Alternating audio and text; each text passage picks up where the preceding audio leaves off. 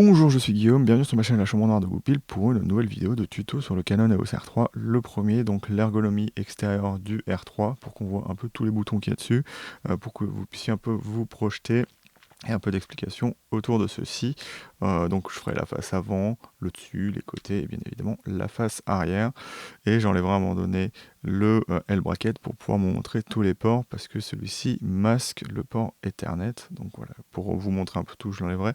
C'est le 3628 si vous êtes intéressé de chez SmallRig et je vous montrerai du coup un peu comment il marche vite fait sans rentrer dans les détails. Donc la première face du R3, c'est bien évidemment la face avant. Il n'y a pas grand chose par rapport à d'autres appareils photo Canon, on a un bouton en plus. À la base, on va voir le bouton de prévisualisation de la profondeur de champ qui peut être changé puisque l'appareil peut faire la prévisualisation directement lorsqu'on fait, comment dire ça, lorsqu'on est en train de viser, donc on n'est pas obligé d'avoir le bouton de prévisualisation. Et on a le bouton CFN2, donc qui n'est pas indiqué directement, mais voilà, c'est CFN2. Et donc c'est le bouton supplémentaire. Vous voyez que les contrôles sont répétés ici, et le déclencheur est à la fois ici et en dessous. Et de l'autre côté, on va avoir ce qu'on appelle une prise N3, que je vous montrerai d'un petit peu plus près. C'est spécifique à Canon, et la prise N3, c'est la prise télécommande si vous utilisez un intervallomètre autre que celui de l'appareil photo. Donc en filaire, moi je vous conseille toujours juste d'acheter un câble jack vers la prise N3, qui ne sera pas forcément dite N3, il faut faire attention avec ça. Et je vous montrerai le port pour que vous puissiez un peu vous repérer avec ça, et c'est tout pour la partie avant du Canon EOS R3. Donc ici, oui, on aura quand même notre lampe AF lorsque vous êtes en one shot, mais ça ne servira pas beaucoup sur un appareil photo de ce type-là. Passons maintenant au-dessus du boîtier, donc on va avoir de chaque côté bien évidemment deux attaches sangles vraiment assez solides, et partons ici, on va avoir le Drive AF, donc qui vous permet de choisir entre One Shot et Servo, et qui vous permet de choisir toute la sélection de modes de rafale que vous aurez sélectionné dans le menu, puisque vous pouvez en supprimer certains, donc normal, H+, H, HS, enfin slow que vous aurez choisi vous-même. On aura aussi le mode B aussi, le mode retardateur 10 secondes et le mode retardateur 2 secondes dessus. Et là, on a le mode de mesure et la compensation d'exposition au flash.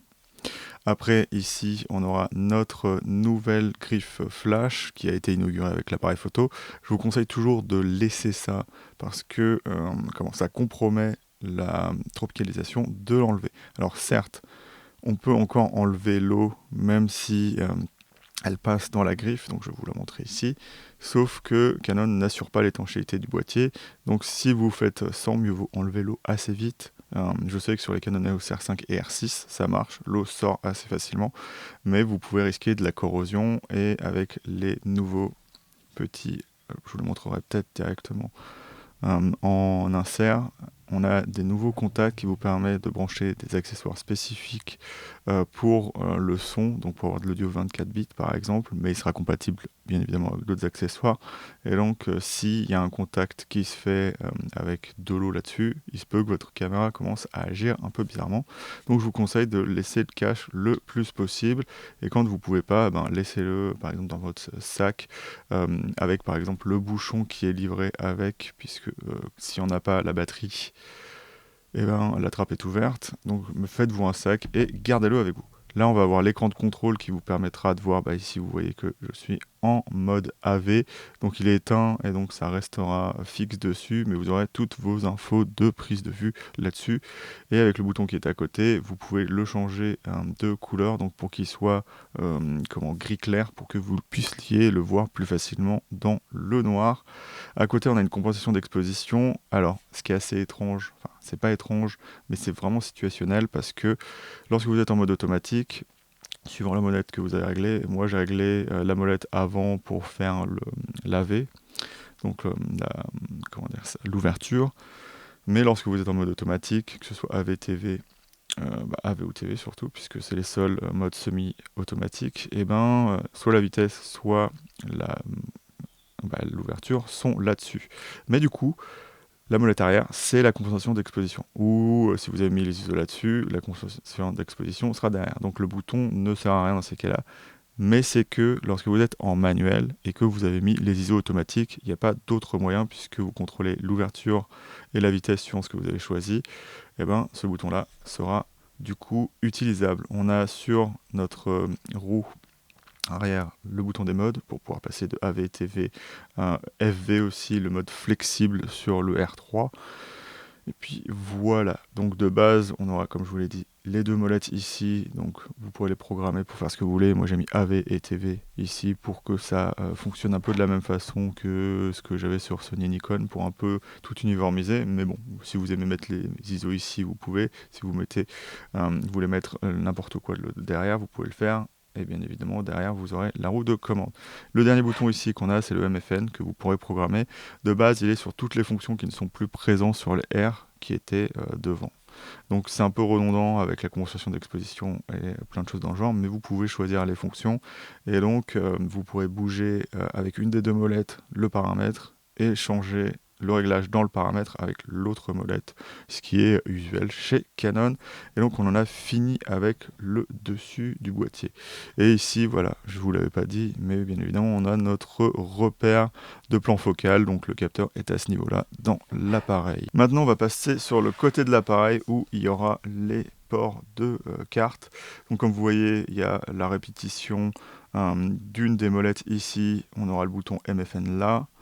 Et donc voilà, tous les boutons sont répétés, à part certains, donc on n'a pas par exemple la compensation d'exposition et ce qui vous permet d'éclairer l'écran ici. Mais du coup, on a nos ports de carte là qu'on va voir. Donc sur le R3, si vous ne savez pas, c'est un port SD UHS 2 et un port de CF Express type B. Et lorsque vous séparez la photo et la vidéo, par défaut, les photos vont sur la SD et les vidéos vont sur la CF Express de type B, puisque il y a les plus gros modes de vidéo sur le R3 ne peuvent pas aller sur la SD. Donc moi, ce que j'ai pris, et ça suffit amplement. Donc il y a une Angelbird, je ne sais pas s'il va faire la mise au point, voilà, AV Pro SE, donc 512 Go pour 220-230 €. C'est une des meilleures cartes que vous pouvez trouver pour le R3. Après, si vous voulez avoir 1 Tera ou des trucs dans le genre, ce sera mieux de toute façon elle n'existe pas en 1 Tera, donc prendre des cartes plus chères. Mais moi, je préfère prendre plusieurs cartes avec un nombre de gigabits plus faible, parce que si j'en perds une, au moins j'ai les autres. Et du coup, si on a une qui se corrompt ou qui a des problèmes, il m'en reste toujours plusieurs, plutôt que d'avoir une grosse carte. Si on la perd, on perd absolument tout dessus. Et plus une carte est grosse, plus les boîtiers vont avoir du mal à la lire lorsqu'elle s'enregistre au-delà d'un certain seuil. Donc c'est toujours mieux d'avoir des cartes plus petites. Et pour l'ASD, j'ai aussi une Angelbird, une AV Pro V90, donc l'avantage de celle-là, donc l'autre c'est une base 800 MO par seconde. Alors pourquoi je parle des bases? Parce que c'est ce qui est important à la fois en photo et en vidéo pour avoir soit une rafale stable, soit avoir de la vidéo qui sera enregistrée de manière stable. Hop, je vais essayer de replacer ça sans voir. Bon, on va regarder quand même.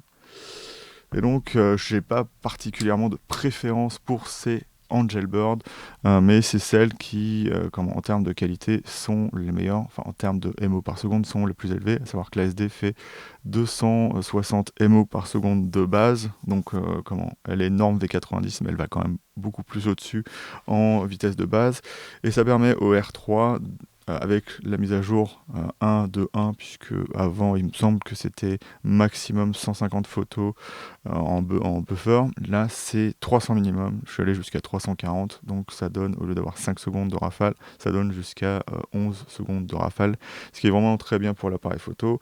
Et du coup ce qui montre que si vous faites les photos sur les deux cartes, si vous prenez cette SD là avec n'importe quel CF Express de type B, vous aurez cette vitesse de 300 voire plus, enfin cette vitesse. Le nombre de photos assez élevé dont je vous ai parlé, et ce sera très très bien pour l'appareil photo. Donc voilà, c'est pas que je veux vous vendre ces cartes-là, c'est qu'elles sont prouvées être plus élevées en vitesse. C'est marqué sur leur, comment dire ça, sur leur fiche technique dans le site et sur les boîtes. Donc si c'était si c'était pas vrai, vous pourriez les attaquer en justice. Par rapport, par exemple, à des ProGrade, elles sont V90, mais elles n'indiquent pas de vitesse de base supplémentaire, donc supposément 90 MO par seconde minimum. Donc voilà, ce sera toujours mieux pour la stabilité d'avoir des cartes comme ça. Parce que je vous le rappelle, la vitesse max, c'est jamais, c'est acquis. Lorsque vous faites de la rafale, ça peut baisser beaucoup. Ou en vidéo, ça permettra jamais d'utiliser les formats d'enregistrement comme il faut. Donc ces deux cartes, donc vous en avez pour 400 € les deux cartes. C'est vraiment très très bien. On va passer du coup à l'arrière maintenant. Donc à l'arrière, on va commencer de ce côté-là. Donc on a au début notre bouton menu rate, donc qui vous permettra de protéger notamment les photos ou, comme vous le voyez, de faire des mémos sur vos photos si vous voulez le faire. C'est réglable dans les menus quand playback. Donc voilà, vous pouvez enregistrer ça. Après, il y a un peu cette ergonomie de monobloc, à savoir que le bouton play est en bas. Donc c'est pas forcément très pratique lorsque vous êtes habitué à l'avoir ici, puisque vous êtes obligé d'utiliser deux mains pour le playback. Mais c'est pas forcément un problème, puisque vous n'êtes pas forcément en train de prendre des photos lorsque vous les regardez. Vous avez la loupe ici.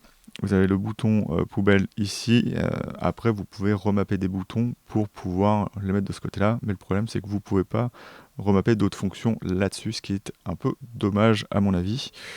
On a le viseur avec l'œilleton qui peut se changer pour l'ERHE, donc un œilleton couvrant. Je vous ferai des vidéos là-dessus. Donc peut-être deux. Il y en a déjà une qui va sortir la semaine prochaine plus tard sur cet accessoire-là avec d'autres accessoires pour le Canon EOS R3. Mais c'est un gros œilleton qui permet de faciliter l'eye control avec ce boîtier, et puis ça isolera beaucoup mieux de la lumière. On a un écran orientable. Alors notez sur le viseur, ce que je ne vous ai pas dit, vous ne voyez pas le capteur, c'est parce qu'il détecte l'œil à l'intérieur avec plein de capteurs infrarouges. Donc c'est le meilleur viseur de ce côté-là en termes de switch. Il n'y a aucun problème. Après, on a notre écran orientable de 4000 points qui est vraiment très très bien, très très solide. Bon, je vais l'ouvrir, hop. Il est tellement solide que lorsque j'essaye de le retourner sur ma gimbal, c'est le bras qui tourne plutôt que l'écran. Donc ici, on aura notre bouton d'enregistrement que vous pouvez remapper ailleurs. Alors en photo, vous pouvez mettre ce que vous voulez dessus, mais en vidéo, ça reste le bouton d'enregistrement, ce que je trouve dommage. Moi, je préfère mieux l'avoir au-dessus. C'est quand je suis habitué à mes Sony et notamment au R6. Donc j'ai mis sur le bouton qui sert à faire comment allumer l'écran, je m'en sers jamais, donc je fais la vidéo là, mais en vidéo je suis obligé de le garder ici. Et comme vous voyez, il y a ce switch qui était très intéressant du temps des réflexes, qui n'est jamais arrivé sur des appareils photo R, à part le R3 bien évidemment, c'est le switch photo-vidéo direct. Et puis voilà, donc c'est quelque chose d'assez intéressant de ce côté-là. À côté, on va avoir notre contrôleur intelligent, donc l'iPhone, avec un bouton infrarouge qui vous permettra de bouger votre collimateur. Il y a certaines personnes qui n'apprécient pas ce bouton, mais ce qu'il faut savoir, c'est que dans les menus, vous pouvez régler la sensibilité, ce qui le rend beaucoup plus facile à utiliser, mais c'est un coup de main. Vous allez des fois passer dessus et avoir le collimateur qui change de place. Mais voilà, une fois que vous savez où il est, vous n'allez plus poser par inadvertance le pouce dessus, c'est de la mémoire musculaire. Voilà, il faut juste s'y faire. En dessous, on a quand même le joystick, et lorsque vous cliquez au milieu, vous revenez quand le collimateur revient au centre. Donc je laisse cette fonction dessus. Et vous pouvez soit désactiver l'un ou l'autre. Alors de base, le contrôleur intelligent n'est pas activé, alors que le joystick, oui. Et donc si vous l'inversez, moi je laisse les deux. Et puis voilà, vous avez votre... alors ça c'est la mémorisation d'exposition ici, que vous pouvez remapper aussi. Et là, c'est par défaut la sélection des collimateurs. Moi, je l'ai mis sur mon MFN, mais ça peut être très bien là aussi. Et donc, vous cliquez une fois, vous pouvez circuler avec le bouton MFN dans vos zones. Et avec Rate, vous pouvez les zones réelles, hein, vous pouvez les changer de taille. Et sinon, avec je sais plus quel bouton, vous pouvez passer en tracking. Voilà. Donc après en dessous, on va avoir bien évidemment notre bouton Q, le menu Q, qui va être légèrement personnalisable. Après on a le bouton Info qui vous sert à changer l'affichage, affichage que vous pouvez bien évidemment encore une fois changer dans les menus. Il y a des comment dire ça, des affichages où vous pouvez mettre plus ou moins d'informations dedans. On a la roue codeuse qui peut être mise sur n'importe quel des réglages du triangle d'exposition, et le bouton Set qui sert de base à faire à mettre, je sais plus, le light control de base, mais je crois que c'est ça, ouais, light control, mais moi je l'ai mis sur menu pour aller rapidement sur menu, et en vidéo je l'ai mis sur Zebra, puisque bien évidemment l'appareil photo n'est pas mappé de la même façon en photo et en vidéo, suivant les besoins que vous aurez. En dessous, on a notre switch on, donc c'est habituel hein, sur les appareils photo professionnels Canon, ça a toujours été comme ça, et même avant sur les 5D jusqu'au 5D Mark II, c'était comme ça, donc il y en a qui y sont habitués, d'autres non. Moi ce que j'aime bien c'est avoir le lock ici, parce que c'est pas un bouton spécifique que vous pouvez appuyer sans par inadvertance, vous bloquez le boîtier en le mettant à mi-course, et voilà, c'est un bouton de sécurité et ça marche plutôt bien ici. On a le joystick donc pour vertical ici, on a l'autre contrôleur intelligent pour le vertical, et on a tous les paramètres redondants ici. Donc voilà, donc ça c'est un haut-parleur. Mais du coup là on a la compensation d'exposition. Non, on a la mémorisation d'exposition, et ici on a le choix des collimateurs, je le rappelle, de zone autofocus, mais mappé de base sur l'appareil photo, et on en a fini pour ce qu'il y a à l'arrière du boîtier. Du coup maintenant je vais enlever le L-bracket. Donc voilà, ce L-bracket il se base sur le trou qu'il y a dans le boîtier. Alors je sais pas à quoi il sert selon Canon, donc c'est sûrement pour mettre des L-brackets, mais c'est marrant qu'il l'ait fait, parce que par exemple sur le R5 et le R6 c'était intéressant, parce que leur L-bracket allait dans les trous spécifiquement dédiés pour mettre le grip dessus. Un des seuls désavantages que je trouve à ce grip, c'est qu'il faut enlever ça pour pouvoir le glisser, alors qu'ils auraient pu faire un système comme le R5 ou le R6 où c'est juste cette partie là qui est sur glissière et qui peut se balader, donc ça le rend beaucoup moins pratique. Moi je le laisse tout le temps comme ça. Comme vous voyez, un des défauts c'est que le port Ethernet pour les pros est inaccessible, et pour avoir une rigidité complète en fait il s'appuie sur le boîtier, donc vous allez voir quand je vais enlever le bracket qu'il y a un petit Chatterton rouge, c'est pour pas abîmer le boîtier lorsque je m'en sers. Donc on a ce petit accessoire qui va nous permettre de dévisser ça. Hop. Et du coup, lorsque vous voulez le mettre plus loin, en fait, vous dévissez cette partie-là et vous la mettez ici. Et si vous voulez, vous pouvez enlever cette partie-là. Donc voilà, c'est l'aspect un peu modulable du truc, mais s'il avait été mis sur glissière, ça aurait été exactement la même chose.